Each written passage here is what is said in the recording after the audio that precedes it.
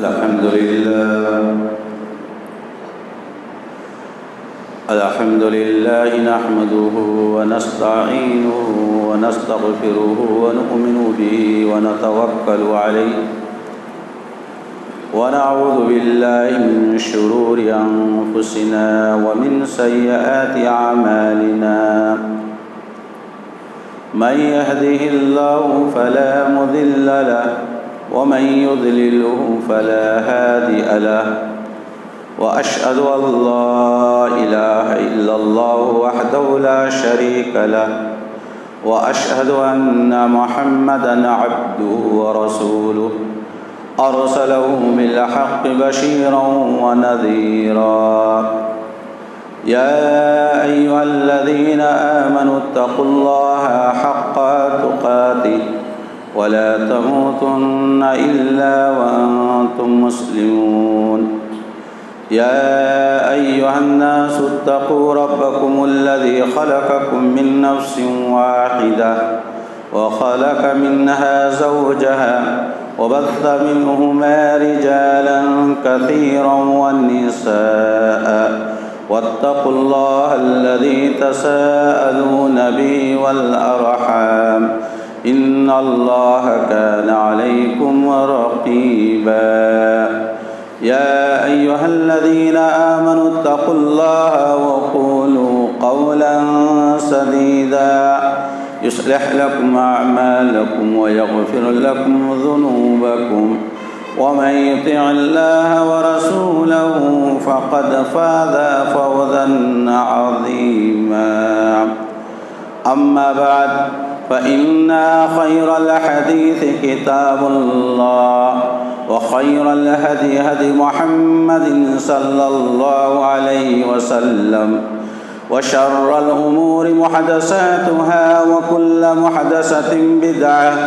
وكل بدعة ضلالة وكل ضلالة في النار فأعوذ بالله السميع العليم من الشيطان الرجيم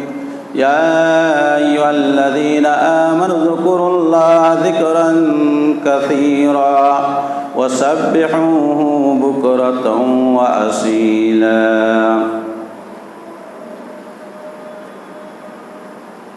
تمام قسم کی تعریف، حمد و ثنا، پاکی اور بزرگی، عظمت و جلالت، شان و کبریائی و بڑائی اللہ وحدہ لا شریک کے لیے لائق اور زیبا ہے۔ ہم اسی اللہ کی حمد و ثنا بیان کرتے ہیں اور اسی سے مدد طلب کرتے ہیں، اسی ذات سے اپنے گناہوں کی معافی چاہتے ہیں، اسی ذات پر ہم کامل ایمان اور بھروسہ رکھتے ہیں، اسی ذات سے ہم اپنے دلوں کے شرور و فتن سے پناہ طلب کرتے ہیں۔ وہ اللہ جسے ہدایت دے کوئی اسے گمراہ کر نہیں سکتا، اور وہ جسے گمراہ کر دے کوئی اس کو ہدایت دے نہیں سکتا۔ سب سے بہترین بات اللہ وحدہ لا شریک کی ہے، اور سب سے اچھا طریقہ جناب محمد مصطفیٰ صلی اللہ علیہ وسلم کا ہے۔ میں اس بات کی شہادت و گواہی دیتا ہوں کہ اللہ وحدہ لا شریک ہے، اور جناب محمد مصطفیٰ صلی اللہ علیہ وسلم اس کے برگزیدہ بندے اور سچے رسول ہیں۔ دین میں کسی نئی بات کا ایجاد کرنا یہ بدعت ہے۔ بدعت انسانوں کو گمراہی تک لے جایا کرتی، ہر گمراہی کا انجام و ٹھکانہ جہنم ہے۔ درود و سلام نازل ہو سارے انبیاء علیہم السلام پر، بالخصوص ہمارے آخری نبی تاجدار مدینہ،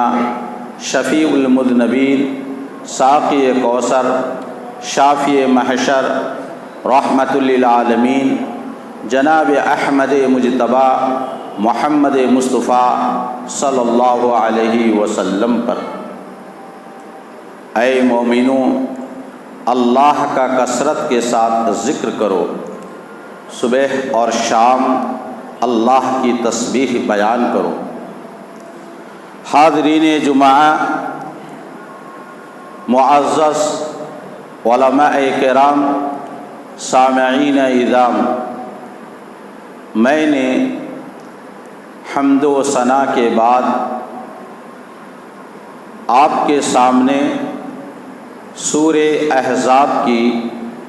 2 آیتوں کی تلاوت کی اور ان دونوں آیتوں کا ترجمہ آپ نے سماعت فرمایا۔ ان آیتوں میں اللہ رب العالمین نے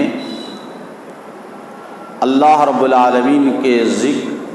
اس کی تسبیح و تحمید کے تعلق سے مومنوں کو حکم دیا ہے۔ شریعت اسلامیہ کے اندر اللہ رب العالمین کی ذکر کی اہمیت کو اجاگر کیا گیا ہے اور اس کے فضائل اور اس کے اجر و ثواب سے بھی باخبر کیا گیا ہے، تاکہ ایک مسلمان اور ایک مومن ہمیشہ اللہ رب العالمین کے ذکر کے ذریعے دنیا و آخرت کی سعادت مندی حاصل کرے اور اجر و ثواب کا مستحق بنے۔ چنانچہ شریعت اسلامیہ نے ہمیں مختلف اوقات میں مختلف ذکر و اذکار کرنے کا حکم دیا ہے۔ نماز میں، نماز کے بعد، صبح شام، سوتے وقت، سو کر اٹھنے کے بعد اور دیگر موقع پر کون کون سے ذکر و اذکار کرنی چاہیے، اللہ کے نبی علیہ الصلاۃ والسلام نے ہمیں اس کی طرف رہنمائی فرمائی ہے۔ انہی ذکر و اذکار میں سے ایک ذکر ہے جس کی بڑی اہمیت اور فضیلت بھی بتائی گئی ہے۔ ابھی ہم اس ذکر کا آپ کے سامنے تذکرہ کریں گے اور اس کے اجر و ثواب سے متعلق بھی کچھ باتیں بتائیں گے، لیکن ہم اس بات کو سمجھتے ہوئے چلیں کہ اللہ رب العالمین کے ذکر سے جہاں انسان کی آخرت کی سعادت مندی اور کامیابی اور کامرانی ہے، وہیں پر دنیا کے اندر بھی اس کے لیے اللہ کے ذکر کے اندر بڑے فضائل رکھے گئے ہیں۔ ہر انسان یہ چاہتا ہے اس کو سکون راحت حاصل ہو، چنانچہ اللہ رب العالمین کے ذکر سے ہی انسان کے دل کو سکون اور راحت نصیب ہوتے ہیں۔ اللہ سبحانہ و تعالی نے قرآن مجید کے اندر ذکر کرتے ہوئے فرمایا، الا بذکر اللہ تطمئن القلوب، اللہ کے ذکر سے انسان کے دل کو سکون اور طمانینت حاصل ہوتے ہیں۔ لیکن جو لوگ یہ سمجھتے ہیں ہمارے ٹینشن، ہماری پریشانیاں اور دوسری چیزوں کا خاتمہ ایسی چیزوں کے اندر ہے جس کی کوئی اہمیت اسلام کے اندر نہیں، یا دوسرے الفاظ میں ہم یہ کہیں، بعض من چلے لوگ یہ کہتے ہیں کہ ہم ٹینشن میں ہیں، ذرا گانا سن لیتے ہیں، فلم دیکھ لیتے ہیں، موبائل میں فلاں چیز دیکھ لیں تو ہم کے دل کو سکون مل جاتا ہے۔ یہ ایک مسلمان ہونے کے ناطے ایسے نظریات اور ایسے خیالات درست نہیں ہیں۔ اس کے بجائے وہ اللہ رب العالمین کا ذکر کرتا رہے۔ اللہ رب العالمین کے ذکر سے اس کے ٹینشن بھی ختم ہو جائیں گے، اللہ رب العالمین کے ذکر سے اس کے دل کو سکون اور راحت نصیب ہو جائیں گے۔ اللہ کے نبی علیہ الصلاۃ والسلام کی خدمت میں ایک صحابی آئے، حضرت عبداللہ بن بسر رضی اللہ تعالی عنہ فرماتے ہیں، انہوں نے نبی کریم صلی اللہ علیہ وسلم سے یہ کہا، اسلام کے احکامات بہت کچھ ہیں، مگر مجھے کچھ ایسی بات بتا دیجیے جس پر میں قائم رہ سکوں۔ تو نبی کریم صلی اللہ علیہ وسلم نے ان سے یہی کہا، لا یزال لسانک رطبا من ذکر اللہ، اللہ کے ذکر سے تم ہمیشہ اپنی زبان کو تر رکھو، ہر ہمیشہ اپنی زبان سے چلتے پھرتے اٹھتے بیٹھتے سوتے جاگتے ہر ہمیشہ جہاں پر اللہ رب العالمین کا ذکر کرنا ہے ذکر کرتے ہوئے کریں، تو اس سے انسان کو قلبی سکون بھی حاصل ہوتے ہیں اور آدمی دنیا و آخرت کی کامیابی حاصل کرتا ہے۔ محترم حضرات، جس ذکر کا ہم ذکر کرنے والے ہیں اس کی فضیلت اور اہمیت سے متعلق آپ یہ جان لیں کہ اللہ کے نبی علیہ الصلاۃ والسلام نے جو اذکار بتائے ہوئے ہیں، آپ دیکھیں گے مساجد کے اندر بھی ایسے تغرے لگے ہوئے ہیں، کنڑ زبان میں بھی ہے، عربی زبان میں بھی ہے، نماز کے بعد کے اذکار میں بھی ہے، یہاں پر بھی وہ ذکر جو ہے سب سے آخر میں بھی ہے، وہ یہ ہے رضیت باللہ ربا وبالاسلام دینا وبمحمد صلی اللہ علیہ وسلم نبیا۔ یہ دیکھنے میں بہت مختصر سا ذکر ہے، لیکن اس کی بڑی اہمیت ہے، احادیث میں اس کی جو فضیلت بتائی گئی ہے ہم اس کی طرف چلتے ہیں۔ پہلی فضیلت یہ ہے کہ نبی اکرم صلی اللہ علیہ وسلم نے ارشاد فرمایا، حضرت سعد بن ابی وقاص رضی اللہ تعالی عنہ اس حدیث کے راوی ہیں،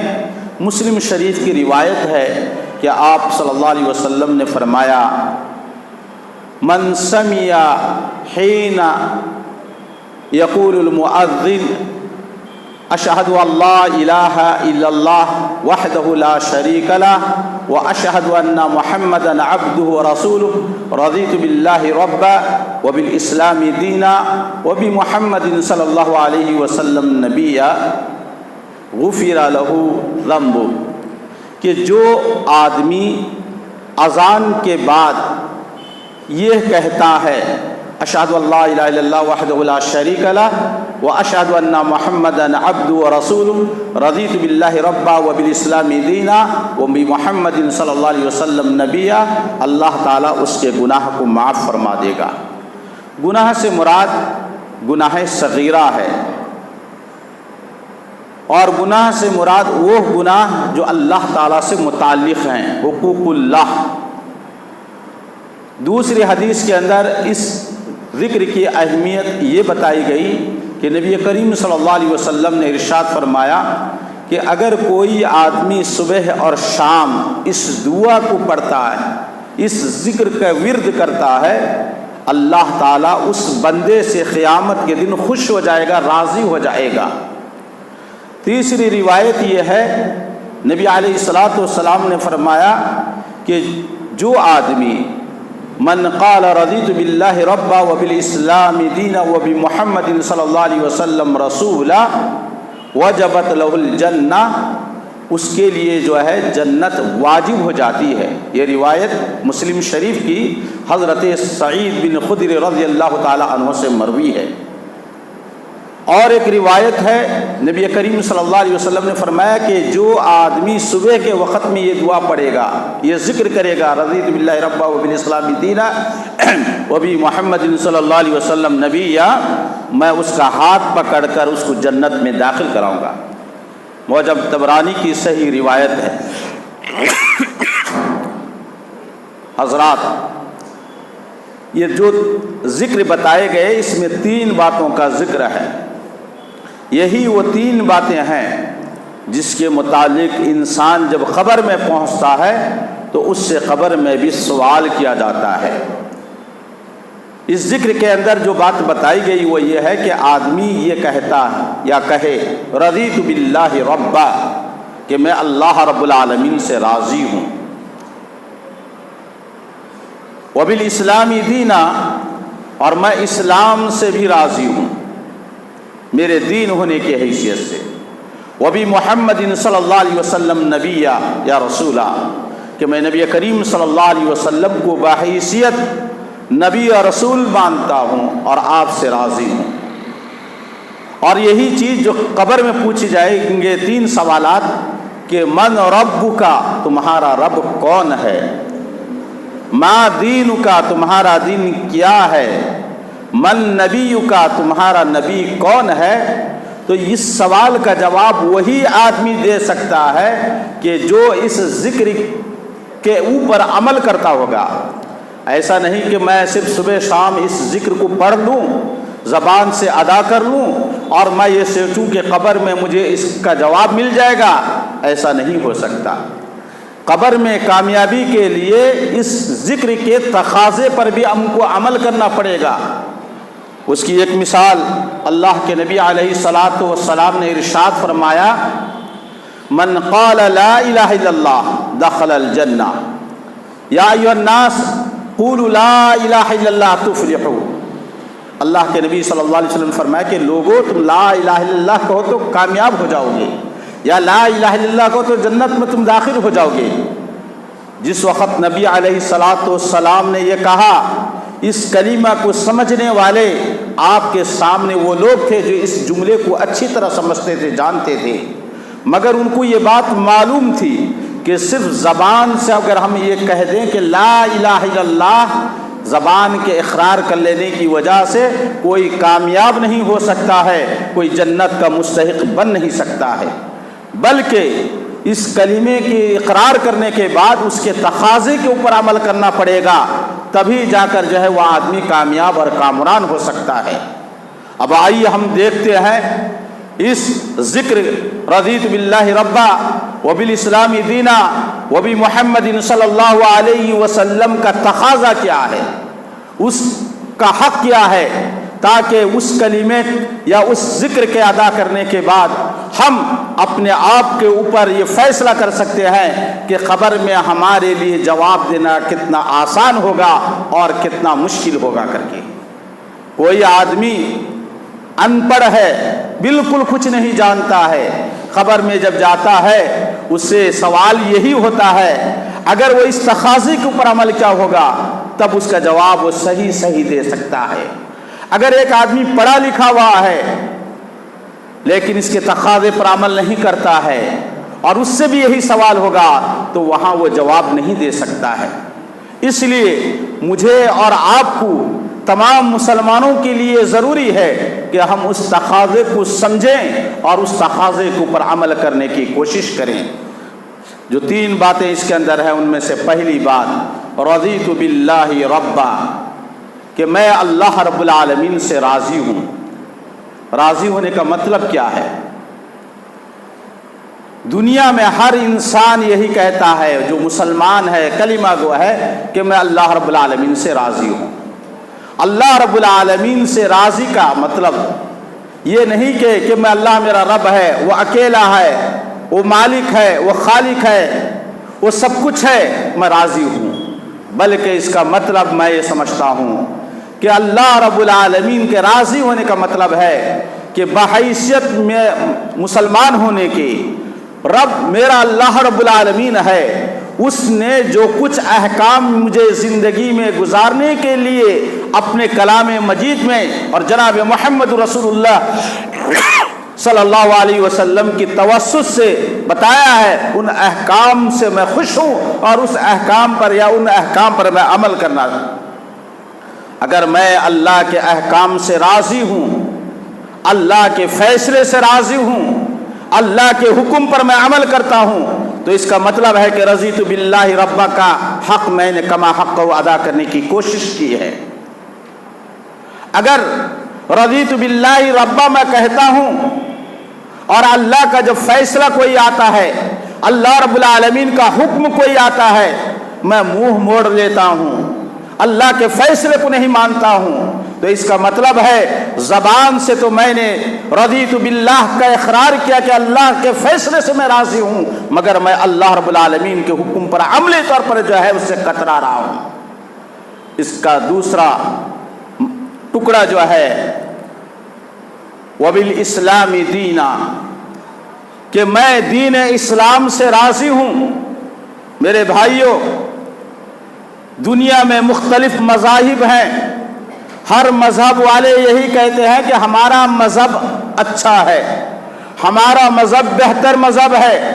ہمارے مذہب میں چل کر آخرت میں آدمی کامیاب اور کامران ہوگا۔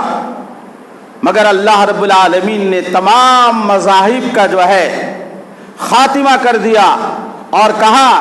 اللہ تعالیٰ کو جو مذہب پسند ہے وہ مذہب اسلام ہے۔ اللہ رب العالمین نے کہا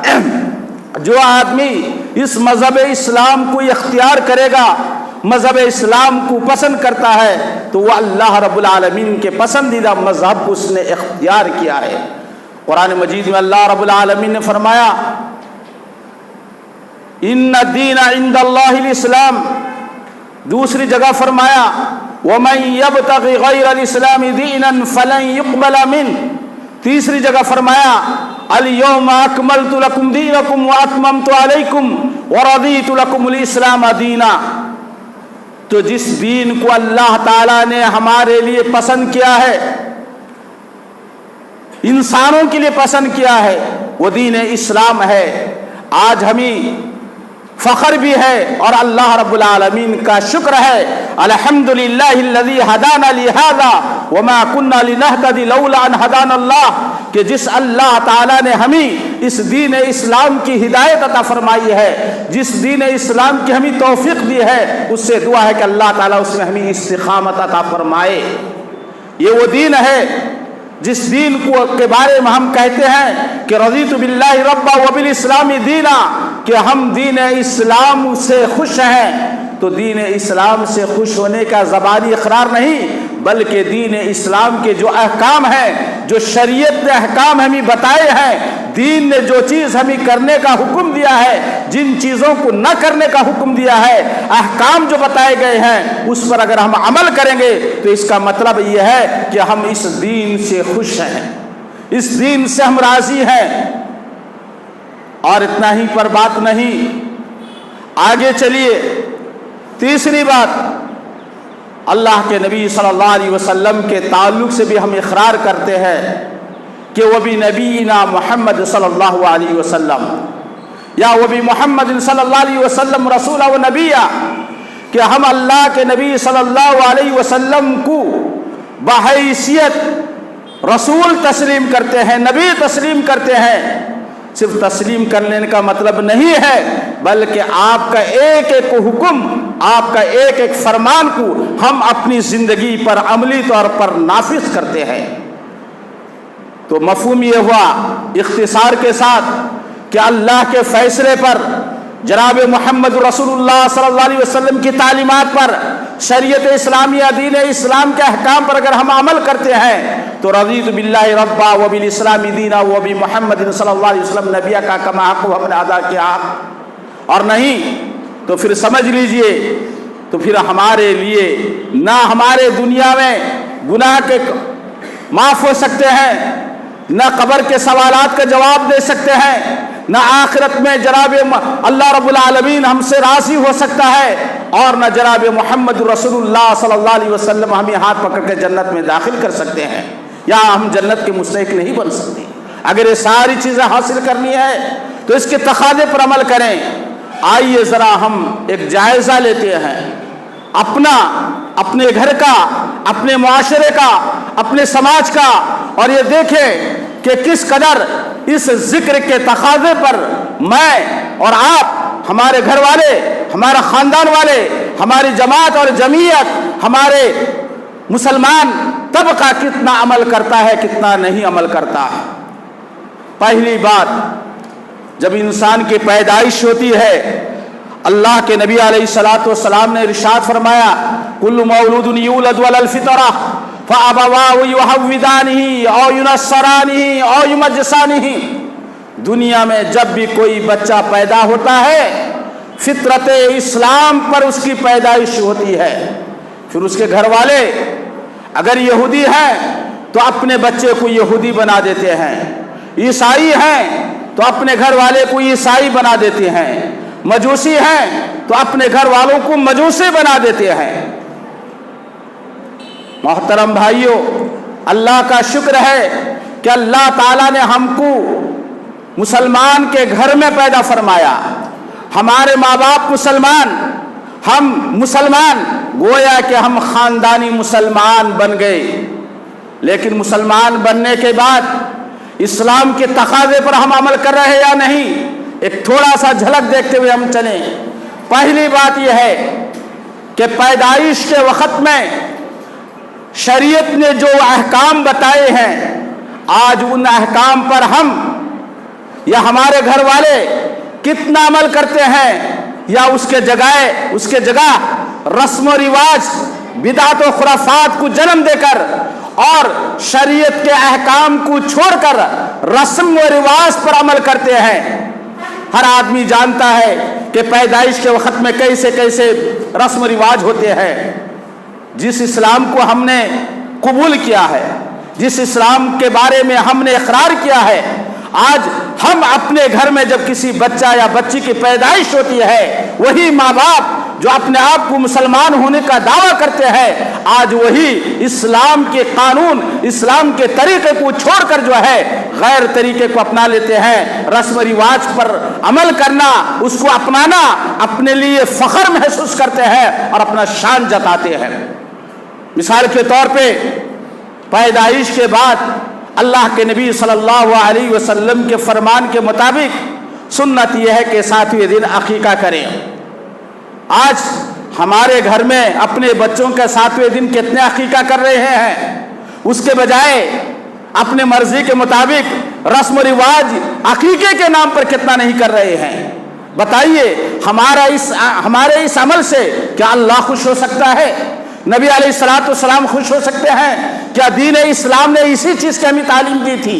گویا کہ ہم نے زبان سے تو اقرار کیا لیکن عمل سے جو ہے ہم دور ہو گئے۔ اور آگے چلیے 2 قدم، جب ہمارے بچے بڑے ہو جاتے ہیں، ہم ان کی شادی بیاہ کے لیے اور اس سے پہلے ان کی تعلیم اور تربیت کے لیے ماں باپ فکر مند ہوتے ہیں، بچوں کو تعلیم دلاتے ہیں، بچیوں کو تعلیم دلاتے ہیں۔ یقیناً یہ ماں باپ کا فرض ہے، یہ ذمہ داری ہے کہ اپنی اولاد کو تعلیم دلائیں، ایسی تعلیم جس تعلیم سے آپ اور آپ کی اولاد، آپ کا خاندان مسلمان کا نام روشن ہو، دنیا کے اندر بھی اور آخرت کے اندر بھی، اور اس تعلیم سے ہمیں کامیابی اور کامرانی حاصل ہو، دنیا کے اندر بھی عزت ہو، دنیا کے اندر بھی ترقی حاصل کریں اور آخرت میں اللہ اور اس کے رسول صلی اللہ علیہ وسلم کی خوشنودی اور رضامندی حاصل کریں۔ اگر آج ہم نے اپنی اولاد کو اس تعلیم کے بجائے کوئی بھی تعلیم دلائیے، اسلام کی شریعت کے دائرے میں رہ کر دلائیں، اگر اس کے بجائے اگر ہم نے اپنی اولاد کو چاہے لڑکا ہو یا لڑکی ایسی تعلیم دلائے جس تعلیم سے ان کو ترقی تو دنیا میں مل سکتی ہے لیکن ان کی بے عزتی ہو سکتی ہے، آپ کی بدنامی ہو سکتی ہے، خاندان کی بے عزتی اور بدنامی ہو سکتی ہے، اسلام کی بدنامی ہو سکتی ہے، تو پھر یہ تعلیم اس بچوں کے لیے بھی، اس بچی کے لیے بھی وبال جان ہے، ماں باپ کے لیے بھی وبال جان ہے، رسوائی اور ذلت کے سبب بنتے ہیں اور آخرت کے اندر بھی ایسا ہی ذلت اور رسوائی بنیں گے۔ اس لیے ماں باپ کو چاہیے کہ اپنی اولاد کو جو بھی تعلیم دلائیں، چاہے عربی تعلیم دلائیں، دینی تعلیم دلائے، عصری تعلیم دلائے، شریعت کے حدود کے اندر رہ کر۔ آج تعلیم کے نام پر اپنے بچیوں کو اعلیٰ تعلیم دلانے کے نام پر اللہ معاف فرمائے، اللہ معاف فرمائے، معاف فرمائے، ہم لوگ اپنے آنکھوں سے ایسے ایسے شہروں کے اندر مسلمان لڑکوں اور لڑکیوں کو ان کے تعلق سے جو دیکھتے ہیں، اللہ کی پناہ، اللہ کی پناہ۔ وہ تعلیم اگرچہ تعلیم حاصل کر کے اونچے مقامات پہ جائیں گے، اونچے درجات حاصل کریں گے، ڈاکٹر انجینئر فلاں فلاں بن کر کمائیں گے یقیناً، مگر کیریکٹر، ان کے اخلاق، ان کی کردار پر ہم ایک نگاہ دیکھیں۔ اور ستم بالا ستم یہ ہے، یہ جو موبائل ہاتھ میں آئے ہیں، ان موبائلوں نے کیا کیا گل نہیں کھلایا ہے۔ آج ہماری کتنی بچیاں اور ہمارے کتنے بچی جو ہے اس موبائل کے آڑ میں یا تعلیم کے نام پر آج بدنام ہو چکے ہیں، برباد ہو چکے ہیں، خاندان والوں کے لیے بے عزتی اور گھر والوں کے لیے بدنامی اور اسلام کے نام پر لینے والے کے لیے بدنما بن چکے ہیں۔ اللہ رب العالمین نے جس دین کو ہمارے لیے منتخب کیا تھا، اللہ تعالیٰ نے جو احکام ہمارے لیے دیا تھا کہ یہ بچے، جب اللہ کے نبی نے فرمایا جب بچے بالغ ہو جائیں، ماں باپ جو ہے ان کے بستر کو الگ کر دیں، ایک ساتھ نہ بٹھائیں، چچا زاد بھائی اور بہن ایک ساتھ ایک جگہ بیٹھ کر بات نہیں کر سکتے ہیں، پردے میں رہنی چاہیے۔ پھپھو ذات، خالہ ذات، ماموں ذات، فلاں ذات کے بھائی اور بہن سے کوئی رشتہ نہیں ہے ایسا جس کے سامنے بیٹھ کر بات کر سکے، یہ تو غیر محرم ہے، ان سے پردہ کرنی چاہیے۔ مگر اس تعلیم کے نام پر اس موبائل نے آج اپنوں تو اپنا، غیروں کو بھی اپنا بنا لیا ہے، غیروں کے ساتھ جا رہے ہیں، غیروں کے ساتھ گھوم رہے ہیں، غیروں کے ساتھ اٹھنا بیٹھنا ہے، کیا نہ وہ ہماری ماموزاد بھائی ہے، وہ ہماری خالازاد بہن ہے، وہ فلاں ہے فلاں ہے۔ جس اسلام نے یہ تعلیم دی تھی کہ جن کے بستر الگ ہوں، جن سے پردہ کیے جائیں، آج ہم نے اپنے بچے اور بچیوں کو یہ تربیت نہ کی تو آج ان کی اخلاق کی یہ حالت ہے کہ باہر رہتے ہوئے، ہاسٹل میں رہتے ہوئے، سیٹیوں میں رہتے ہوئے، نہ معلوم ماں باپ کے نگاہ سے اوجھل ہو کر کیسے کیسے کام کر رہے ہیں۔ اللہ کی پناہ، اللہ ایسی چیزوں سے ہماری حفاظت عطا فرمائے۔ اور اتنا ہی پر بس نہیں ہے، اور آگے چلیے، جب شادی اور بیاہ کا موقع آتا ہے، اسلام کی تعلیمات یہ ہے، ماں باپ کی ذمہ داری ہے کہ اپنے اولاد کی شادی بیاہ بھی کرائیں اور مناسب جگہ رشتے طے کریں، ماں باپ خود طے کریں گے۔ لڑکی کے لیے ولی کا ہونا شرط ہے، مگر افسوس آج ہم نے اپنی بچی کو اتنا تعلیم دلا دیا، اس تعلیم کے آڑ میں آج وہ ہم کو جاہل سمجھتی ہیں، اور اس تعلیم کے آڑ میں خود اپنا زندگی کا ساتھی کو منتخب کر لے کر کسی ذریعے سے جو ہے کورٹ میرج کر لیا کرتی ہیں۔ بتائے، سوچے، کیا شریعت میں کورٹ میرج کی اجازت ہے؟ کیا ایسا نکاح کرنا جائز ہے؟ رسول اکرم صلی اللہ علیہ وسلم کو ہم نے نبی مانا ہے، آپ کے فیصلے کو ہم نے تسلیم کیا ہے۔ آپ نے فرمایا لا نکاح الا بولی، بغیر ولی کے کوئی لڑکی نکاح کر نہیں سکتی ہے۔ کورٹ میرج جو کیے جاتے ہیں مجھ سے زیادہ آپ جانتے ہیں، اور آپ اپنے نفس سے پوچھئے کہ آج یہ بچیاں کس طریقے سے، میرے بھائیوں معاف کرو سب کی بات نہیں بول رہا ہوں، ایک بھی اس معاشرے میں اگر ایسا ہوتا ہے پورا معاشرہ برباد ہوتا ہے۔ تو لہذا آپ دیکھیں کہ کیسے کیسے حالات آ رہے ہیں، کیسے کیسے ہماری بچیاں، مسلمان بچے کس طریقے سے آج اپنی زندگی کے ساتھی کو منتخب کرتے ہیں اور جا کر کورٹ میرج کر لے کر جو ہے ماں باپ کو گھر سے نکال دیتے ہیں، یا فلاں کر دیتے ہیں، یا کہیں بھاگ کے چلے جاتے ہیں۔ اور ستم بالا ستم، ظلم یہ بھی ہے کہ آج ہماری بچیاں غیروں کے ساتھ بھاگ رہی ہیں، غیر مسلموں کے ساتھ بھاگ رہی ہیں۔ اخبارات آپ اٹھائیے، یہ فون کی لت نے شادی شدہ جوڑوں کو برباد کر دیا ہے، یہ فون کی لت نے آج گھروں کو تباہ و برباد، خاندان کے رسوا ذلیل کر دیا ہے۔ اور اسی فون کی لت کی وجہ سے آج ایک مسلم لڑکا غیر مسلم لڑکی سے، یا ایک مسلم لڑکی غیر مسلم لڑکا سے جو شادی کر کر اپنی زندگی گزار رہی ہے۔ قرآن کریم نے فرمایا ایک مسلمان لڑکا ہو یا لڑکی کسی کافرہ یا کسی کافر مرد یا عورت سے جو ہے نکاح نہیں کر سکتے۔ آپ نے ان کو وہاں تعلیم دلائی، آپ نے ان کو اتنی آزادی دلائی، آپ نے ان کو اتنا اونچا بنا دیا کہ آپ کی حیثیت ختم ہو گئی، آپ کی تربیت کا کوئی اثر نہیں ہوا، اور جو ہے وہ اسلام سے خارج ہو کر جو ہے غیر مسلم بن کر غیروں سے نکاح کر رہی ہیں۔ آئے دن اخبارات میں یہ رویا جا رہا ہے کہ آج ہماری بچیاں کسی اور کے ساتھ بھاگ رہی ہیں۔ یہ کس لیے؟ ہم نے جب اپنی بچیوں کو اپنے بچوں کو اپنے گھر میں دین کی تعلیم نہیں دلائی، اسلامی تربیت کے مطابق ان کی تربیت نہیں کی، تو آج یہ برے دن ہم کو دیکھنا پڑ رہا ہے۔ اور آگے چلیے، ہم یا ہمارے بچیاں جب اونچے مقامات پر پہنچ جاتے ہیں، ان اونچے مقامات پر پہنچنے کے بعد ان کی تعلیم کے لیے، ان کی تربیت کے لیے، یا ان کی شادی بیاہ پر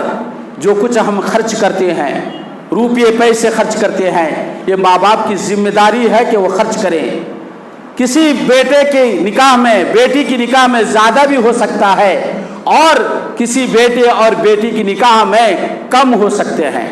چونکہ سماج اور معاشرے میں ایسے ناسور چیز پیدا ہے جو ہم جہیز کے نام سے جانتے ہیں۔ کتنے لڑکے اور لڑکیاں آج بن بیہ اپنے گھروں میں بیٹھے ہوئے ہیں، غربت کی وجہ سے، فقر و فاقہ اور معاشی کی وجہ سے، اور نہ معلوم کتنی برائیاں جنم لے رہی ہے۔ اس کا وجہ یہ ہے کہ آج ہماری سماج میں جہیز جیسی ملعون چیز پائی جاتی ہے۔ ظاہری طور پہ نہیں، کچھ لوگ اندرونی طور پہ لین دین کا معاملہ کرتے ہیں، جہاں زیادہ ملتے ہیں، جہاں زیادہ آتے ہیں، وہاں لوگ راغب ہو جاتے ہیں۔ اللہ رب العالمین نے ایسے مال کو حرام قرار دیا ہے۔ یا ایھا الذین آمنوا لا تاکلوا اموالکم بینکم بالباطل، غلط طریقے سے دوسرے کا مال کو تم مت کھایا کرو۔ یہ جہیز کے نام پہ لڑکے والے لڑکیوں سے جو پیسے لیتے ہیں، روپیے لیتے ہیں، ساز و سامان لیتے ہیں،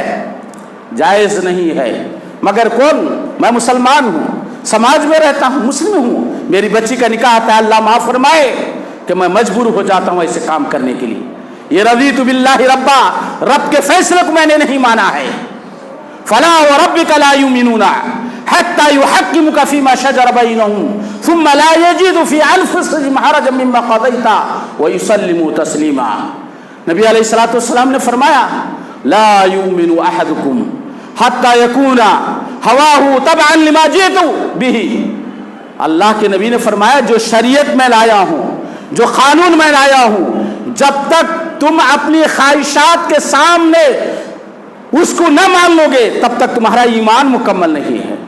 اللہ نے فرمایا، اللہ کے نبی کے قسم کھا کے فرمایا فلا وربک لا یؤمنون، تیرے رب کی قسم ہے کہ یہ لوگ مومن نہیں ہیں جو نبی کے فیصلے کو نہیں مانتے ہیں، اور فیصلے کو اگر مانے دل میں برا سمجھتے ہوئے یا دل میں ناگواری سمجھتے کہتے ہیں، ایسے لوگ مومن ہو ہی نہیں سکتے۔ نبی کا فرمان ہے، اللہ کا فرمان ہے، ہم نے اسے بالائے طاق رکھ دیا ہے۔ اور آگے چلیے ذرا کہ جب میاں بیوی کا نکاح ہم نے یا لڑکا لڑکی کا نکاح کر دیا، میاں بیوی زندگی میں آ گئے، اب اس زندگی کے مرحلے میں میرے بھائیوں بڑی کٹھن زندگی ہوتی ہے، بڑی آزمائش کی زندگی ہوتی ہے، بڑے صبر آزما والا مرحلہ ہوتا ہے۔ میاں بیوی کو ایک دوسرے سے سمجھ کر جانا پڑتا ہے۔ پھر بھی اگر زندگی کے اس دور میں کبھی کوئی خامیاں لڑکے میں یا لڑکی میں آ گئی، شریعت نے، قرآن نے اس کا طریقہ بتلایا، دونوں کے اندر کس طریقے سے صلح صفائی کرائے جائیں۔ اگر نہیں ہوا تو خاندان والے مل کر بیٹھ کر کس طریقے سے ایک دوسرے کو ملانے کی کوشش کیا کریں۔ علماء کے پاس لوگ آتے ہیں، جماعت اور جمعیت کے پاس باتیں آتی ہیں، لوگ علماء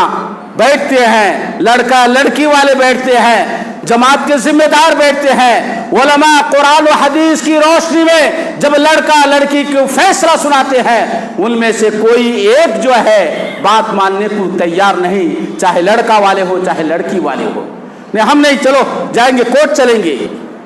آپ اللہ کے فیصلے کو نہیں مان رہے ہیں۔ علماء اپنی مرضی سے کوئی فیصلہ نہیں دیتے، قرآن کے مطابق دیں گے، حدیث کے مطابق دیں گے، شریعت کے مطابق دیں گے۔ آپ نے ان کی بات کو مانا نہیں اور سیدھا کورٹ کا رخ کیا، کورٹ میں آپ نے مقدمہ دائر کیا، کورٹ اور کچہری کا آپ نے چکر لگایا، اور پیسے کو برباد، وقت کو برباد، اپنی عزت کو برباد، اور سب کچھ کرنے کے بعد، اور کورٹ اگر فیصلہ دے دیا غلط، اس پر ہم خوش ہو گئے۔ اگر وہ بھی کورٹ کی یہاں بات نہیں مانے تو پھر یہاں سے ہائی کورٹ جائیں، ہائی کورٹ سے سپریم کورٹ جائیں، نہ معلوم کیسے کیسے لڑائیں۔ تو جو مسلمان ہوتا ہے وہ کورٹ کے فیصلے کے بجائے قرآن و حدیث کے فیصلے کو، اللہ اس کے رسول کے فیصلے کو مانے، وہی مسلمان رضیت باللہ ربا وبالاسلام دینا وبمحمد صلی اللہ علیہ وسلم کا حق ادا کر رہا ہے۔ اور بولنے کو تو مسلمان مومن، اور پھر کام ہمارا یہ ہے کہ اللہ اس کے رسول کے فیصلے سے راضی نہیں تو پھر ہمارا ایمان مکمل نہیں ہے۔ اور آگے چلیے، جب باپ کا انتقال ہو جاتا ہے، انتقال کے وقت میں جو رسم و رواج یا تدفین میں جو رسم و رواج، تجہیز میں جو رسم و رواج، وہ تھوڑی دیر الگ رکھ دیجیے۔ انتقال کے بعد جب نماز جنازے کا موقع آتا ہے، امام صاحب نماز پڑھانے کے لیے تیار ہیں، यहाँ पर जनाजा रखा हुआ है, पूछा जाता है इनका कर्ज है क्या है, कौन जिम्मेदारी लेता है? फला बेटा कहता है, बड़ा बेटा, दूसरा बेटा, कोई भी जिम्मेदारी लेता है, भाई लेता है, मैं इसके कर्ज की अदायगी करूँगा। इमाम साहब नमाज जनाजा पढ़ा दिए, तदफीन हो गई, गम के 4-5 दिन गुजर गए। कर्जदार लोग सोचे कि अभी अभी जो है मय्यत का गम लोगों के दिलों के अंदर है, एक 15 दिन के बाद, महीना के बाद जाएंगे जो साहब जिम्मेदारी लिए थे कर्ज अदायगी के लिए। अब गए उनके पास, भाई आपके अब्बा ने, आपके भाई ने कर्ज लिया था, आपने कहा था, वादा किया था हाजरीन के सामने कि मैं कर्ज की जिम्मेदारी लेता हूँ, कर्ज मेरा इतना है, आप दे दीजिए। क्या बोलते हैं? हमारा ईमान देखिए, जाओ कब्र से जाकर उनसे पूछ लो, मैं देता होता नहीं करके। ये हमारा ईमान। ऐसा चल रहा है, आप नहीं होंगे, लेकिन माशरे और समाज में ऐसी चीज पेश आ रही है। नबी सल्लल्लाहु अलैहि वसल्लम की सुन्नत है, कर्ज नमाज जनाजा से पहले अल्लाह के नबी सल्लल्लाहु अलैहि वसल्लम पूछते थे। और इस्लाम का तरीका यह है, मरने वाला जब मरता है अपने पीछे जो कुछ वरासत में छोड़ के जाता है, उसके वरासत के माल में से पहले तजहीज़ और तकफीन की जाएंगी, फिर उसके माल में से उसका कर्ज अदा किया जाएगा, फिर उसके बाद जो बच जाएगा वारिसिन में बेटा बेटी बीवी जो भी हकदार होंगे उनमें तकसीम किया जाएगा। कहाँ कर रहे हैं भाई? कोई एक बेटा कोई एक भाई कबूल कर लिया, हालांकि अगर उन्होंने कबूल किया बड़ी अच्छी बात। नबी अलैहिस्सलातु वस्सलाम ने फरमाया, जब तक मय्यत के कर्ज को अदा नहीं किया जाता है उसकी रूह जमीन और आसमान के दरमियान लटकती भटकती रहती है। आपने उसकी रूह को सुकून पहुंचाने के लिए बेटे होने की हैसियत से, बाप होने की हैसियत से जब जिम्मेदारी ली है, तो आप अपने जेब से अदा करने के बजाय उसके तरका में से जो माल छोड़ा है पहले उसका कर्ज अदा करो। पूरा लिस्ट बना लो, कर्जा इतना है, कर्ज अदा करने के बाद जो बचेगा भाइयों में, बहनों में, बीवी में या माँ में जो भी तकसीम करना है किया जाएगा। मगर इस पर कोई अमल नहीं। और सितम वाला सितम यह है, वरासत की तकसीम का जब मसला आता है, शरीयत का हुक्म यह है, कुरान का हुक्म यह है, जिस रब पर हमने ईमान लाया है, जिस रब के हुक्म के फैसले की रजामंदी का हमने इजहार किया है, जिस नबी के फरमान से हमने रजामंदी का इजहार किया है, जिस दीन और शरीयत को हमने माना है, अब उसके मुताबिक अपने वरासत के मरहूम के वरासत या वरस तरका में से जो है वारिसिन में जो है माल तकसीम किए जानी चाहिए। अगर मरने वाला जिंदगी में, ये मसला याद रख लीजिए, उलमा इकराम से पूछ लीजिएगा। मैं बाप हूं, मेरे 2 बेटा और 2 बेटियां हैं, मुझे अगर डर और खौफ है कि मैं मरने के बाद मेरी औलाद आपस में ज़मीन जायदाद के बारे में लड़ेगी, तो बेहतर है कि मैं ज़िंदगी में उनको अगर कुछ माल देना चाहता हूँ या उनका हक देना चाहता हूँ, बराबर सराबर दिया जाएगा। लड़का को जितना दिया जाएगा लड़की को उतना ही दिया जाएगा। बाप अगर ज़िंदगी में अगर दे रहा है, 1000 रुपये हैं, 4 आदमी हैं, बेटा और बेटी 2 करके 4 हैं, 250 रुपया करके बराबर बराबर दिया जाएगा। मरने के बाद कमी और ज्यादती होगी वरासत की तकसीम में। अगर मैं जिंदगी में नहीं दिया, पूरा ऐसा रखा कि मेरे मरने के बाद ले लेंगे, तो फिर कुरान के हुक्म के मुताबिक लड़के को जितना मिलेगा उसका आधा लड़की को दिया जाएगा। अब उसके बजाय मरने के बाद बड़ा भाई हो, कोई उसमें जो ताकतवर होता है, जिसका कुछ घर में चलता है, दूसरे भाई या बहन जो कमजोर है, अब उनके ऊपर जुल्म करते हैं। एक तो पूरे माल को कब्जा में रख लेते हैं, तकसीम करने नहीं देते हैं, तकसीम के लिए मसला है तो बहाना इधर उधर करके टालते रहते हैं। और अगर तकसीम के लिए भी तैयार हो गए, अब वहां पर मनमानी, तू इतना ले ले, तू इतना ले ले, मैं इतना ले लेता, बस खत्म। शरीयत का वहां हुक्म नहीं देखते हैं, इल्ला माशाअल्लाह। हमें भी इस बात पर गौर करनी है कि वरासत की तकसीम भी, माल की तकसीम भी अल्लाह के हुक्म, रसूल अकरम सल्लल्लाहु अलैहि वसल्लम के फरमान, शरीयत के मुताबिक होनी चाहिए, मनमानी नहीं होनी चाहिए, अपनी मर्जी के मुताबिक नहीं होनी चाहिए। अगर हमने मनमानी की, अपनी मर्जी चलाई शरीयत के हुक्म के सामने, फिर हमारा ईमान बर्बाद है, हमारा अमल बर्बाद है। जो अल्लाह उसके रसूल के फैसले को नहीं मानता उसका कोई अमल अल्लाह के पास काबिल कबूल नहीं है। या अय्युहल्लज़ीना आमनू ला तुबतिलू आमालकुम, अपने अमाल को ज़ाय मत क्या करो। मेरे भाइयों, बातें बहुत कुछ है, वक्त मुझे मज़ीद इजाज़त नहीं दे रही है, इसी पर मैं अपने इक्तिफ़ा कर अल्लाह ताला से दुआ करता हूँ। अल्लाह ताला हम तमाम को सच्चा पक्का मोमिन और मुसलमान बनाए, हमें अपने ईमान के अंदर मजबूती अता फरमाए। जब तक अल्लाह को दुनिया में हमें बाकी रख, शरीयत के मुताबिक अमल करने वाला बना, ईमान पर जिंदा रख, इस्लाम पर जिंदा रख। जब दुनिया से उठा तो ईमान की हालत पर उठा। कब्र के मराहिल को हमारे अल्लाह को आसान फरमा दे, आखिरत में अल्लाह तो हमसे राज़ी हो जा और जनाब मोहम्मद रसूलुल्लाह सल्लल्लाहु अलैहि वसल्लम की शिफात के साथ अल्लाह ताला आपके साथ हमें जन्नत फिरदौस नसीब अता फरमा। आमीन या रब्बल आलमीन। व अक़ूलु क़ौली हाज़ा व अस्तग़फ़िरुल्लाह ली व लकुम व लिसाइरिल मुस्लिमीन फ़स्तग़फ़िरूहुल गफ़ूरुर रहीम व आख़िरु दावाना अनिल हम्दुलिल्लाहि रब्बिल आलमीन।